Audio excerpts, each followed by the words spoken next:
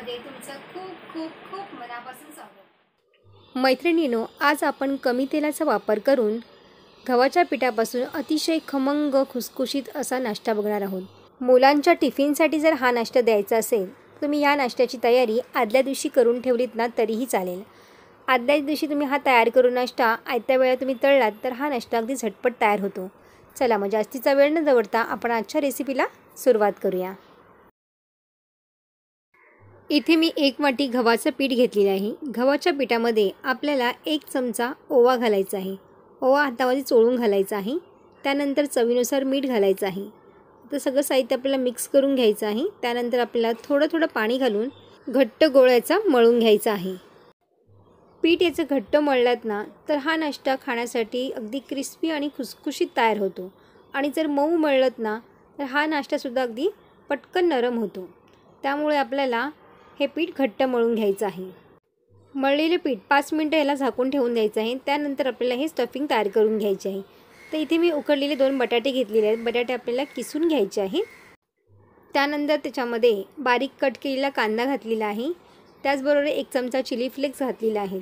1 चमचा याच्यामध्ये धना पावडर घातलेली आहे। 1 चमचा याच्यामध्ये जिरा पावडर घातलेली आहे। चवीनुसार यामध्ये मीठ घालायचं आहे आणि पूर्ण साहित्य आपल्याला मिक्स करून घ्यायचं आहे।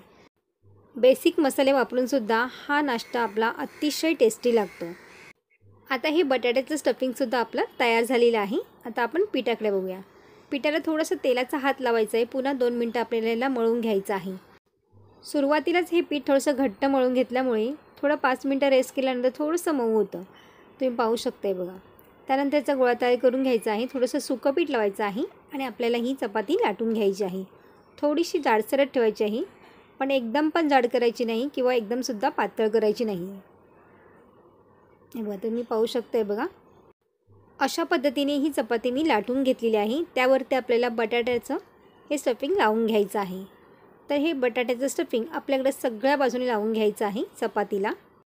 तुम्ही या स्टफिंगमध्ये काही भाज्या ॲड केल्यात तरी चालेल, जसं की गाजर, कोबी हे तुम्ही टाकलं तरीही चालेल। त्यानंतर असं दुमडून घ्यायचं पहा तुम्ही। बघा अशा पद्धतीने ही चपाती अशी दुमडून घ्यायची आहे। अगदीच तुम्ही गोलाकार केलात नाही तरी चालेल, थोडंसं चपटा जरी असेल ना तरी काहीच हरकत नाही बघा। तुम्ही पाहू शकताय बघा। अशा पद्धतीने हे आम्ही रोल तयार करून घेतलेला आहे। थोडंसं हाताने असं याला प्रेस करायचं आहे।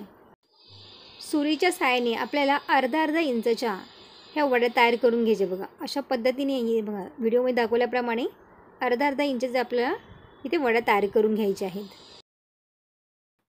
आता सुरीच्या साहाय्याने तर मी सर्व कापून घेतलेले आहेत।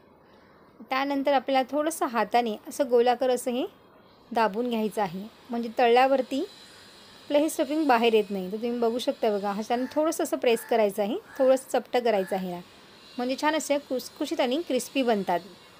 अशाच पद्धतीने आपला सर्व नाश्ता हा तयार करून घ्यायचा आहे।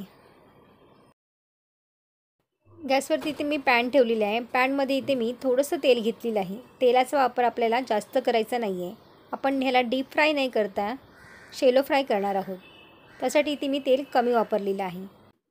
तुम्हाला जर हा नाश्ता डीप फ्राय करून घ्यायचा असेल तर आपण सुरुवातीला जे गव्हाचं पीठ मळलेलं होतं ना त्याचे 2 चमचे आपल्याला पीठ काढून घ्यायचं आहे, त्याची पेस्ट तयार करून घ्यायची आहे आणि हा नाश्ता त्या पेस्टमध्ये बुडवून नंतर आपल्याला डीप फ्राय करायचा आहे। तरीसुद्धा हा नाश्ता छान क्रिस्पी आणि खुसखुशीत तयार होतो। तर मी इथे गव्हाच्या पिठापासून हा नाश्ता तयार केलेला आहे।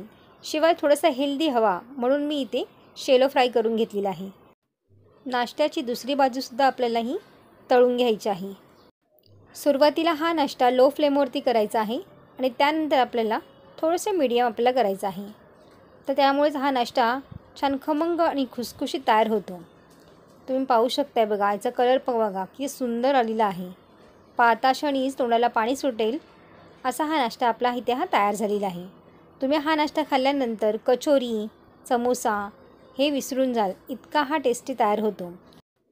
शिवाय हा गव्हाच्या पिठाचा आणि कमी साहित्यात आपण ह्याला तयार केलेला आहे, त्यामुळे हा नाश्ता खाण्यासाठी हेल्दीसुद्धा आहे। तर आता आपला हा नाश्ता तयार झालेला आहे। गॅस बंद करून घ्यायचा आहे आणि आपल्याला हा नाश्ता काढून घ्यायचा आहे। खाण्यासाठी हा नाश्ता तयार झालेला आहे। तर तुम्हाला ही रेसिपी कशी वाटली मला कमेंट्स करून सांगायला विसरू नका। व्हिडिओ आवडला असेल तर लाईक, शेअर आणि सबस्क्राईब करा। बाजूचे बेल आयकॉन पण जरूर प्रेस करा, जेणेकरून जेव्हा पण मी नवीन व्हिडिओ अपलोड करेन त्याची सर्वात आधी नोटिफिकेशन तुम्हाला पाहायला मिळेल।